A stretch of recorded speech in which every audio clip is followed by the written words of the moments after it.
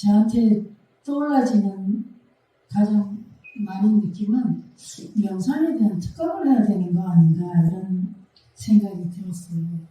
그러니까 명상에 대해서 엄청나게 많이 그 명상과 관련된 산업이 이미 몇 조가 되는 그런 기업도 여러 개 생겨나 있고 또 이게 의료하고 연계되면서 이제 굉장히 끊임없이 지금 많이 확장되고 있고 앞으로는 더 심하겠죠? 4차 산업, 5차 이렇게 연계되면서 무한으로 지금 확장되고 있는데 그러면서 그 여파로 우리나라에서는 명상이라고 하는 게 사실 시작된 게 얼마 되지 않았어요. 제가 그 공부를 마치고 들었을 때가 2008년도인데 그때만 해도 거의 백모지였거든요. 그래서 미국에 있는 친구 부탁해가지고 제가 친구를 여기 초대해서 명상이 뭔지를 좀 이렇게 소개하고 안내하는 그런 워크숍과 그런 학술대회를 할 정도로 그랬었는데 그게 8년도였으니까 그 친구 온 거 2009년이었고 그리고 나서 지금 15년 됐죠. 근데 엄청나게 그 빠른 속도로 확산이 되고 있거든요. 그래서 그때 2012년도인가 조계사에서 한번 또 명상에 대해서 우리가 알아보자 이렇게 워크숍을 한 적이 있었어요. 그래서 이게 일시적 현상인가 우리 한국 사람들이 이렇게 냉기근성이 있는데 어떤 건가 이렇게 했을 때 그때 이제 저는 외국에서 세계에서 일어나고 있는 명상에 대해서 발표한 적이 있었는데 그때 제가 이제 이건 일시적 현상이 아니고 우리가 끝날 때까지 계속될 거다. 그 이유를 제가 든 게 여러분 혹시 옛날에 영화 보셨는지 모르겠는데 달마가 동쪽으로 갈 까닭은 이런 게 있었죠. 다시 달마가 서쪽으로 갈 까닭. 그 서쪽으로 간 달마가 다시 또 동쪽으로 지금 왔어요. 그게 명상이라는 이름으로 왔다. 서쪽으로 갔다가 인도에서 중국을 거쳐 이렇게 동쪽으로 왔을 때는요. 그때는 인도에서 거의 이제 이 불교가 사라지면서 그러다가 중국으로 오면서 이제 훨씬 더 그 도교나 또 새로운 문화 속에 꼽히면서 불교가 상당히 이제 꼽혔죠. 전생 인류이다가 그래서 다시 여기서 또 역사가 계속되면서 중국의 정치적 사진으로 이제 많이 제거됐고요. 우리 한국이나 일본 이런 데서도 불교는 긴 역사 속에서 많이 이제 불교는 최상의 어떤 역동성과 자유와 그런 계속해서 그런 아주 동적이고 변화하고 살아있는 건데 어떤 틀 속이나 전통에 갇힌 거죠. 그런 이제 불교는 이제 상하기 시작. 그런데 그 불교가 서양으로 가요.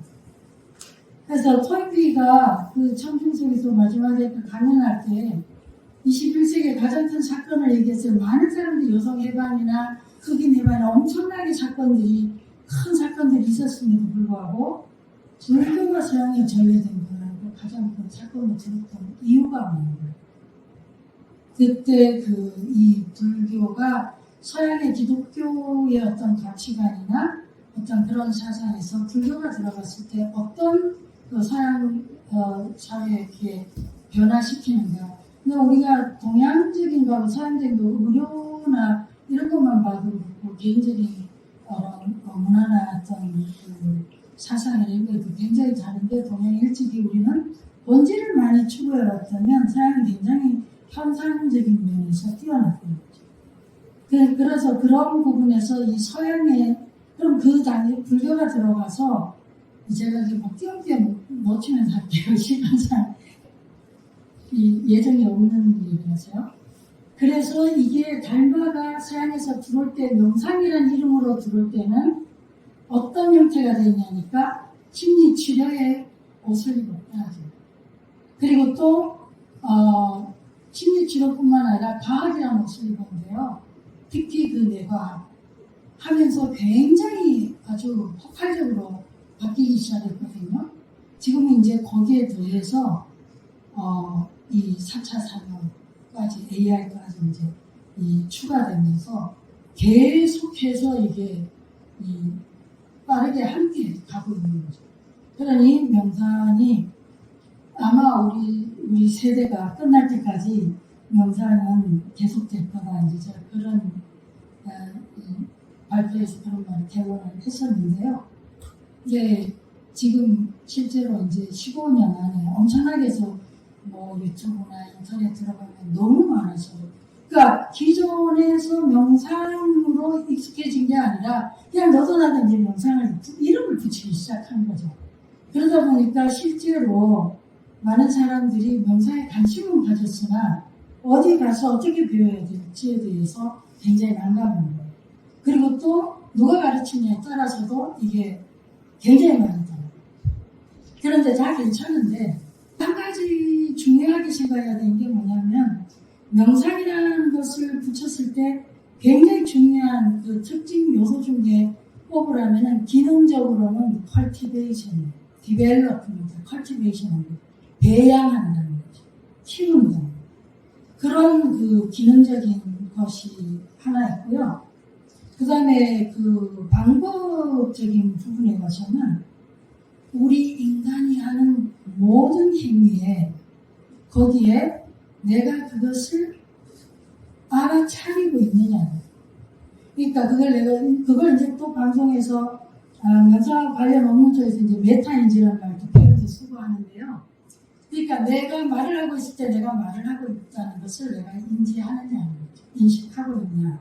그냥 막 말하는가.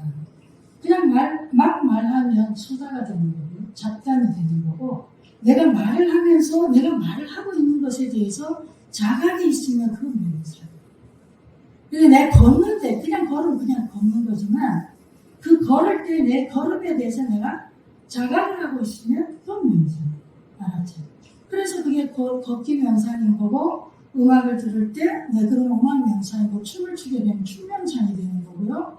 그러니까 내가 하고 있는 모든 행위들에 거기에 대해서 자각이 있으면 된다, 명상입니다. 그래서 내가 숨을 쉬어요. 근데 평소에도 숨을 쉬는데 전혀 우리가 이 세상에 태어날 때 제일 먼저 하는 첫 번째 행위가 숨이거든요. 숨을 쉬면서 갖고 이 세상에 사는 동안에 한 차라도 숨을 안 쉬면 죽어요.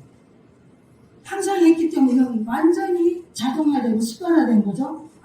방명상적이라는 게 뭔가 자동화 습관적 패턴이구나. 이제 이걸 우리가 짐작해 볼 수 있죠. 자동화되고 습관화되고 패턴화됐다는 것은 무의식적으로 그냥 오토매틱하게 그냥 행위하는 거예요. 근데 거기에 그럼 우린 자각이 없는 거죠. 아무 생각하고 딴 생각에서 하니까요. 근데 거기에 자각을 먹는 거, 알아차리는 거, 그것이 들어가면 그게 이제 명상입니다. 그래서 이게 숨을 쉬고 그리고 이 세상 떠날 때 어때요? 또 마지막에 숨을 거둘 때도 마지막 숨을 거두고 가죠. 왜? 부처님께서 가르치실 때 얼마나 공평하셨는지 기가 막힙니다. 우리가 일상에서 단 한순간도 하지 않고는 존재할 수 없는, 살아있을 수 없는 게 바로 호흡인 거죠. 그래서 명상에서 어떤 이름을 붙였든지 모든 명상의 기본은 호흡 명상이구나. 이걸 이제 또 생각하시면 되고, 그 어떤 이름이나 응용이 됐든 간에 기본적으로 명상을 한다 할 때는 춤 명상이든 음악 명상이든 걷기, 먹기, 무슨 명상을 하든지 간에 가만히 들여다보면 가장 기초는 호흡입니다. 숨 쉬는 것에 대한 자각. 그러면 그 숨 쉬는 것에 또 기반은 어디 있냐? 오늘 시장 명상을 했을 때 여러분이 이렇게 딱 돌아가서 생각해 보시면 제가 숨을 쉬면서 어때요? 주의를 내면으로 가져가라. 그리고 내 몸을 느껴라. 호흡이 결국은 가장 강하게 느껴지는 건 뭐죠? 이 배가 들어오고 또는 다른 여러 가지 부위에 의해서 몸의 감각을 알아차리는 거구나. 그것도 이제 가장 또 기반이 됩니다.